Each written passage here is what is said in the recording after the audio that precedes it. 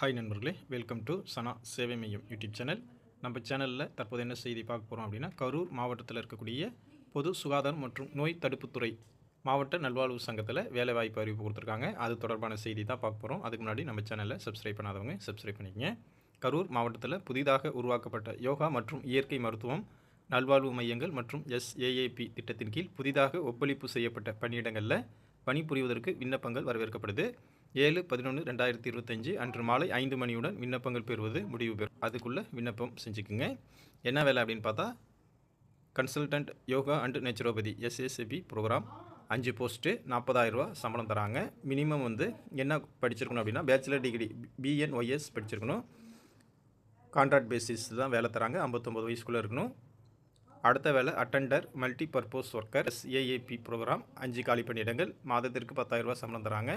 8வது வகுப்பு பாஸ் பண்ணியிருக்கணும். தமிழில் எழுத படிக்க தெரிஞ்சிருக்கணும். 59 வயசுக்குள்ளே இருக்கணும். அடுத்த வேலை ஃபீமேல் தெரப்பட்டிக் அசிஸ்டன்ட் ஒரு காலி பணியிடம் 13,000 ரூபா சம்பளம். Integrate diploma in nursing therapy படிச்சிருக்கணும். 59 வயசுக்குள்ளே இருக்கணும். மொத்த காலி பணியிடங்கள் 11. இதற்கான நிபந்தனைகள் என்ன அப்படின்னா, இந்த பதவி முற்றிலும் தற்காலிகமானது. எந்த ஒரு காலத்திலும் பணி நிரந்தரம் செய்யப்பட மாட்டாது. பணியில் சேருவதற்கான சுய விருப்ப கடிதம் அளிக்கணும்.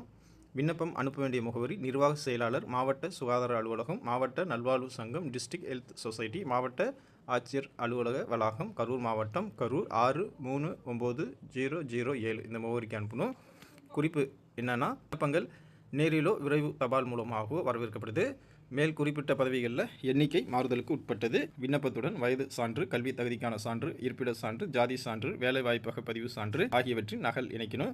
விண்ணப்பதாரர் கண்டிப்பாக விண்ணப்ப படிவத்தில் கையொப்பமிடணும். அசலாக கையொப்பமிட்ட விண்ணப்பங்கள் மட்டுமே ஏற்றுக்கொள்ளப்படும். மற்றும் விண்ணப்பத்தில் தொலைபேசி எண் கண்டிப்பாக குறிப்பிடப்படணும் அப்படின்னு சொல்லியிருக்காங்க. இதுதான் அந்த அப்ளிகேஷன் ஃபார்மேட்டு. இது நம்ம லிங்க்லேயே கொடுக்குறோம், நீங்கள் பார்த்து எடுத்துங்க. அப்ளிகேஷன் ஃபஸ்ட்டு மேலே போட்டு விட்டிங்க. நம்பர் 1ல் என்ன போஸ்ட் அப்ளை பண்ணுறீங்களோ அதை எழுதிங்க.